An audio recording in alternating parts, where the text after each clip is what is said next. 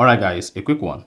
Here, I'll detail how to change name on Rednote. So if you want to change your display name on Rednote application or in your Rednote account, then here's a video for you.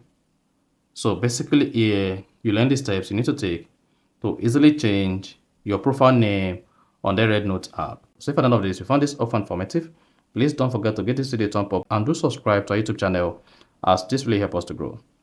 Now, to change your name on Rednote, go ahead and open the Rednote app.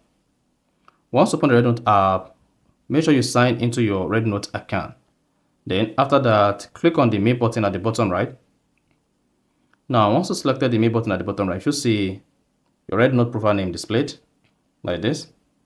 Now, to change it, go ahead and click on Edit Profile. Once you click on Edit Profile, click on Name, and then edit your name here. So you can see, please set true to 24 characters, excluding invalid characters such as this. You can change your nickname once in 14 days. So just go ahead, delete this, and then click on the confirm button at the top right. And then that is going to change your display name on the Rednote application. So if you found this offer informative, please don't forget to like and then subscribe.